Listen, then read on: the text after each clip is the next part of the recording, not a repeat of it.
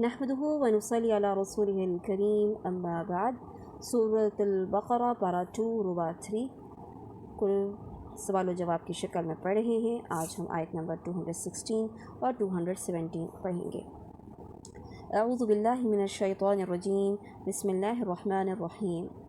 کتب علیکم القتال، کتب فرض کر دیا گیا، لکھ دیا گیا، کس پر؟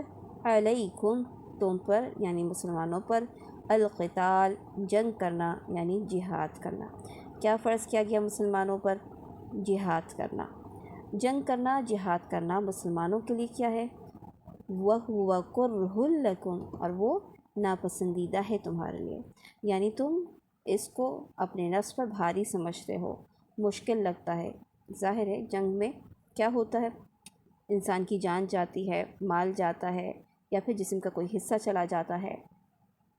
بہت زیادہ آرام اور سکون، گھر کا ماحول سب کچھ چھوڑنا پڑتا ہے، یہ چیز نفس کے اوپر بھاری ہوتی ہے۔ یہاں بھی بات ہے کہ قتال جو اللہ سبحانہ و تعالیٰ نے مسلمانوں پر فرض کیا، اس کا کیا مطلب ہے، اور جہاد کب فرض ہوتا ہے؟ تو جہاد یعنی اللہ کا دین غالب کرنے کے لیے اپنی آخری کوشش کرتے رہنا تو ہر مسلمان پر فرض ہے، یعنی اس دین کو آگے پھیلانے کا کام ہر ایک نے کرنا ہے، لیکن نفیر یعنی لڑائی کے لیے نکلنا ہر وقت ہر مسلمان پر فرض نہیں ہے۔ البتہ تمام علماء اسلام کا اتفاق ہے کہ 3 مواقع ایسے ہیں جن پر قتال یعنی جہاد کرنا آدمی پر فرض عین ہو جاتا ہے۔ وہ کون سے موقع ہیں؟ جب امام کسی خاص شخص کو یا تمام مسلمانوں کو نکلنے کا حکم دے دے تو سب کو کیا کرنا ہوگا؟ سب کو جنگ کرنی ہوگی، یا پھر یہ کہ امام کسی کو مستثنیٰ قرار دے دے، یعنی کسی کے بارے میں یہ کہہ دے کہ اس نے جنگ پہ یا جہاد پہ نہیں جانا تو پھر وہ شخص نہیں جا سکتا، ادروائز سب کو ہی جنگ کے لیے نکلنا ہوگا۔ دوسرا پوائنٹ کیا ہے اس میں کہ جب کفار مسلمانوں کی کسی آبادی پر حملہ کر دیں تو اس کے رہنے والوں پر اس کا دفاع واجب ہے، یعنی مسلمانوں کی کسی آبادی پر اگر کفار حملہ کریں گے تو تمام مسلمانوں کو مل کر اپنی آبادی کا دفاع کرنا لازم ہے، چاہے کہ وہ فوج سے تعلق رکھتے ہوں یا نہ رکھتے ہوں، یعنی انہیں جنگ کرنا آتی ہو یا نہ کرنے آتی ہو، جو بھی سامان میسر ہوگا وہ اس کے ساتھ کفار کے ساتھ لڑیں گے۔ تیسری بات کیا ہے کہ جب دشمن سے مد بھیڑ ہو جائے تو ثابت قدم رہنا واجب ہے، یعنی جنگ کے موقع پہ ہوں اور آپ کی مد بھیڑ جو ہے وہ کفار کے ساتھ ہو جائے، دشمن کے ساتھ ہو جائے تو پھر پیٹ پھیر کر بھاگا نہیں جا سکتا۔ اس جنگ، اس قتال کے بارے میں اللہ سبحانہ وتعالیٰ کیا فرماتے ہیں؟ وَعَسَىٰ أَن تَكْرَهُوا شَيْئًا وَهُوَ خَيْرٌ لَكُمْ، وَعَسَىٰ اور ہو سکتا ہے، أَن تَكْرَهُوا کہ تم ناپسند کرو، شَيْئًا کسی چیز کو، وَهُوَ اور وہ خَيْرٌ لَكُمْ بہتر ہو تمہارے لیے۔ کیا بتایا گیا؟ فی الحال ہم جنگ کے حوالے سے دیکھتے ہیں کہ جنگ کے حوالے سے ہمیں کیا نظر آتا ہے کہ ہو سکتا ہے کہ تم جنگ کو، قتال کو، جہاد کو ناپسند کرو، لیکن اس میں ہی تمہارے لیے بہتری ہے، کیونکہ جب دین غالب آئے گا تو تمہارے لیے آسانی ہوگی دین کے مطابق عمل کرنے میں۔ کیا کہا گیا؟ جو تم کو ناپسند ہو، ممکن ہے وہ کیا چیز ہو؟ وَهُوَ خَيْرٌ لَكُمْ، ہو سکتا ہے وہ تمہارے لیے پسندیدہ ہو، یعنی تمہارے لیے بہتر ہو۔ جو تم کو پسند ہو، ممکن ہے وہ کیا ہو؟ وَعَسَىٰ اور ہو سکتا ہے، أَن تُحِبُّوا شَيْئًا کہ تم پسند کرو کسی چیز کو، وَهُوَ اور وہ شَرٌّ لَكُمْ اور وہ بری ہو تمہارے لیے، یعنی انسان آرام کرنا پسند کرتا ہے، اپنے نفس کو تکلیف دینا اسے مشکل لگتا ہے، لیکن یعنی آرام کرنے کو، سستی کو انسان پسند کرے اور جنگ سے دور رہنا پسند کرے، لیکن یہ کیا ہو؟ وَهُوَ شَرٌّ لَكُمْ ممکن ہے کہ یہ تمہارے لیے برا ہو، یعنی جب تم جہاد نہیں کرو گے تو کیا ہوگا؟ دین غالب نہیں آئے گا اور کفر اور شرک پھیلا رہے گا، پھر تم خود یا تمہاری اولاد، تمہاری نسل ہو سکتا ہے کہ کفر اور شرک میں پڑ جائے تو وہ تمہارے لیے اس میں شر ہو۔ پھر فرمایا وَاللَّهُ يَعْلَمُ وَأَنْتُمْ لَا تَعْلَمُونَ اور اللہ جانتا ہے اور تم نہیں جانتے، یعنی کس چیز میں خیر ہے، کس چیز میں شر ہے، اس کے بارے میں کون جانتا ہے؟ واللہ یعلم اور اللہ جانتا ہے۔ مقصد کیا ہوا؟ یعنی پہلے تو ہم یہ جان لیتے ہیں کہ یہ جہاد کب فرض ہوا تھا۔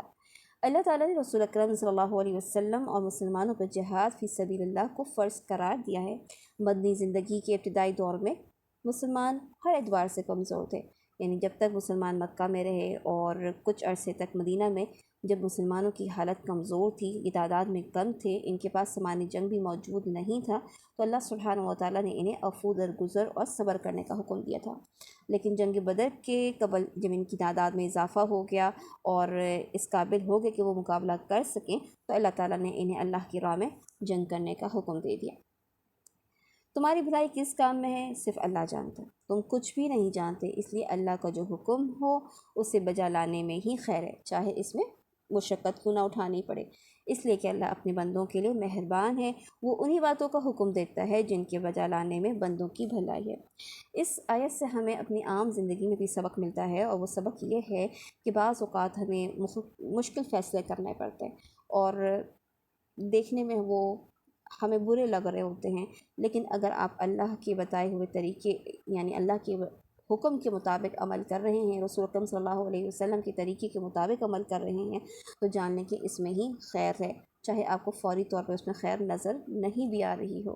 لیکن اگر آپ باطل طریقہ اختیار کرتے ہیں، چاہے وہ آپ کو سامنے ظاہری طور پر خوبصورت یا اچھا نظر آ بھی رہا ہو، تو وہ اس کے اندر شر موجود ہوگا، تو اس سے بچنا لازم ہے۔ اب ہم آتے ہیں آیت نمبر 217 کے بارے میں۔ اس سے پہلے کہ ہم 217 آیت کو پڑھیں، ہم اس کا سبب نزول دیکھ لیتے ہیں۔ جیسے کہ ہم آیت نمبر 216 میں دیکھ کے آئے ہیں کہ بات کس کی ہو رہی ہے، کس چیز کو فرض کیا گیا ہے، قتال کو، جنگ کو فرض کیا گیا ہے، تو جنگ کے حوالے ہی سے بات ہو رہی ہے۔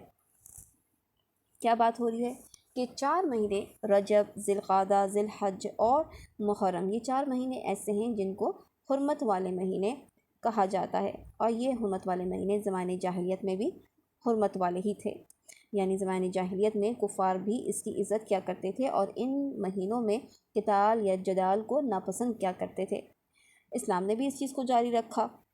ہوا یوں کہ نبی کریم صلی اللہ علیہ وسلم نے مسلمان فوجی دستے کو بھیجا اور انہوں نے ایک کافر کو قتل کر دیا۔ یہ قتل جو ہے وہ رجب کے مہینے میں ہوا، اور بعض کافروں کو جو ہے وہ قیدی بنا لیا گیا، اور یہ سب کچھ ایسے ہوا کہ مسلمانوں کو اس بات کا علم نہیں تھا کہ رجب شروع ہو چکا ہے، تو کفار نے مسلمانوں کو طعنہ دینا شروع کر دیا کہ دیکھو یہ حرمت والے مہینے کی حرمت کا بھی خیال نہیں رکھتے، جس پہ یہ آیت نازل ہوئی۔ کیا آیت نازل ہوئی؟ يَسْأَلُونَكَ عَنِ الشَّهْرِ الْحَرَامِ قِتَالٍ فِيهِ، يَسْأَلُونَكَ، وہ سوال کرتے ہیں آپ سے، یعنی رسول اکرم صلی اللہ علیہ وسلم سے سوال کرتے ہیں۔ کس بارے میں سوال کرتے ہیں؟ یہ امپورٹنٹ ہے۔ عن الشہر الحرامی قتال فی، یہ حرام مہینے کے بارے میں جنگ کرنا اس میں کیسا ہے، اس کے بارے میں سوال کرتے ہیں۔ یاد رکھیے اصل چیز کیا ہے؟ قتال۔ آیت نمبر 216 میں بھی آپ کیا پڑھ کے آئے ہیں کہ کیا چیز فرض کی گئی ہے؟ قتال، یعنی جنگ کرنا، جہاد کرنا تم پر فرض کیا گیا ہے۔ اسی کے حوالے سے سوال ہے کہ یہ قتال کرنا حرام مہینے میں کیسا ہے، قتال کرنا حرام مہینے میں کیسا ہے؟ تو فرمایا گیا کہ حرام مہینے میں جنگ کرنا کیسا ہے؟ قل قتال فیہ کبیر، کہہ دیجئے قتال یعنی جہاد کرنا، جنگ کرنا، اس میں کبیر، بہت بڑا گناہ ہے۔ لیکن اللہ تعالیٰ کے نزدیک بڑا گناہ کیا ہے؟ اس کے حوالے سے 4 باتیں یہاں پہ بیان کی گئی ہیں، اس کو دیکھتے ہیں۔ کیا فرمایا کہ وَصَدٌّ عَن سَبِيلِ اللَّهِ، اور روکنا اللہ کے راستے سے، اللہ تعالیٰ کے دین کے راستے سے لوگوں کو روکنا، وَكُفْرٌ بِهِ، اور کفر کرنا اس کا مطلب اللہ تعالیٰ کا انکار کرنا، دین اسلام کا انکار کرنا، والمسجد الحرام، والمسجد الحرام یعنی اور روکنا، جیسے یہاں پہ ہے کہ اور روکنا اللہ کے راستے سے، والمسجد الحرام سے مراد کیا ہے کہ اور روکنا مسجد حرام سے، مسجد حرام سے روکنا، بیت اللہ سے روکنا، وَإِخْرَاجُ أَهْلِهِ مِنْهُ، اور نکالنا اس کے رہنے والوں کو اس سے، اور نکالنا وَإِخْرَاجُ أَهْلِهِ، اس کے رہنے یعنی مکہ میں رہنے والوں کو مکہ سے، منہو، اس سے نکالنا کیسا ہے؟ اکبر عند اللہ، زیادہ بڑا گناہ ہے اللہ کے نزدیک، تو اللہ کے نزدیک بڑا گناہ کیا ہے؟ یہ 4 باتیں۔ کون سی 4 باتیں؟ کہ اللہ تعالیٰ کے راستے میں رکاوٹ بن جانا، لوگوں کو دین اسلام کی طرف نہ آنے دینا۔ دین اسلام کے بارے میں رکاوٹ کیسے بنتے ہیں؟ جیسے دین اسلام کے بارے میں پروپیگنڈا کرنا، دین اسلام کے بارے میں ایسی باتوں کو عام کرنا جو دین اسلام سے تعلق نہ رکھتی ہوں، تاکہ لوگ دین اسلام میں داخل نہ ہو سکے یا صحیح دین کی طرف نہ آ سکیں۔ دوسرا کیا ہے؟ دین حق کا انکار کرنا، یعنی اسلام کا انکار کرنا یا اللہ تعالیٰ کا انکار کرنا۔ تیسری بات کیا ہے؟ بیت اللہ سے روکنا۔ اور چوتھی بات کیا ہے؟ کہ مکہ سے مسلمانوں کو نکالنا۔ اللہ تعالیٰ کے نزدیک حرمت والے مہینوں میں قتال کرنے سے کئی بڑا گناہ ہے۔ یہ بات ہو گئی۔ اس کے بعد کہا گیا والفتنۃ اکبر، اور فتنہ زیادہ بڑا ہے من القتل، یعنی ان 4 باتوں کے علاوہ فتنہ یعنی کفر و شرک پر مسلمانوں کو مجبور کرنے کے لیے عذاب میں مبتلا کرنا قتل سے بھی زیادہ بڑا گناہ ہے۔ پھر کیا سمجھ میں آئی بات؟ کہ فتنہ کیا چیز ہوئی؟ کہ کفر و شرک پر، یعنی کسی کے اوپر زبردستی کوشش کرنا کہ وہ شخص کفر کی طرف یا شرک کی طرف مبتلا ہو جائے، یہ بہت بڑا فتنہ ہے۔ اور اسی طریقے سے اسلام اور مسلمانوں کے خلاف سازشیں کرنا، یہ جو سازشیں ہیں مسلمانوں کے خلاف، وہ بھی کیا ہے؟ وہ بھی قتل سے زیادہ بڑا گناہ ہے، کیونکہ اس کی وجہ سے کیا ہوتا ہے؟ قتل کرنے میں تو صرف ایک شخص مارا جاتا ہے یا کچھ جانیں جاتی ہیں، لیکن فتنے کی وجہ سے بہت سے مسلمان دین اسلام سے بھٹک جاتے ہیں یا دور ہو جاتے ہیں۔ اور فرمایا اس کے بعد اللہ سبحانہ و تعالیٰ نے کہ وَلَا يَزَالُونَ يُقَاتِلُونَكُمْ، اور وہ ہمیشہ رہیں گے جنگ کرتے تم سے، یعنی کفار کا حال کیا رہے گا؟ وہ ہمیشہ رہیں گے جہاد کرتے تم سے۔ کفار کیا کرتے رہیں گے؟ جنگ کرتے رہیں گے، کیونکہ کفار جہاد نہیں کرتے، کیونکہ جہاد تو اللہ تعالیٰ کے راستے میں ہوتا ہے، اللہ کے دین کی سربلندی کے لیے ہوتا ہے۔ تو یہاں پہ یقاتلونکم یعنی جنگ کرتے تم سے۔ وہ تم سے کیوں جنگ کرتے رہیں گے؟ کیونکہ وہ ان کی جو خواہش ہے وہ کیا ہے؟ کہ وہ تمہیں تمہارے دین سے پھیر دیں۔ تو کب تک وہ جنگ کریں گے؟ حتی یردوکم، یہاں تک کہ وہ پھیر دیں تم کو کس چیز سے؟ ان دینکم، تمہارے دین سے۔ ان استطاعوا، اگر وہ استطاعت رکھیں، یعنی انہیں تم سے لڑنے کا مقصد کوئی مال حاصل کرنا، کوئی فائدہ حاصل کرنا نہیں ہے، بلکہ کیا؟ کہ وہ تم کو تمہارے دین سے پھیر دیں۔ اور اللہ تعالیٰ نے خبردار کیا مسلمانوں کو اس بات سے کہ اگر کوئی مرتد ہو جائے تو کیا ہوگا؟ وَمَن يَرْتَدِدْ مِنْكُمْ عَنْ دِينِهِ، اور جو کوئی یرتدد پھر جائے منکم تم میں سے، ان دینہی اپنے دین سے، یعنی دین اسلام سے، پھر وہ مر جائے کس حال میں؟ فیمت، پھر وہ مر جائے وہو کافر، اس حال میں کہ وہ کافر ہو۔ یہاں پہ یہ بات امپورٹنٹ ہے، یعنی ایک تو یہ کہ وہ دین اسلام سے مرتد ہو جائے، دین اسلام کو چھوڑ دے، پھر دوسری بات کیا ہے کہ پھر وہ مر جائے، مگر کس حال میں مرنے کی بات ہو رہی ہے؟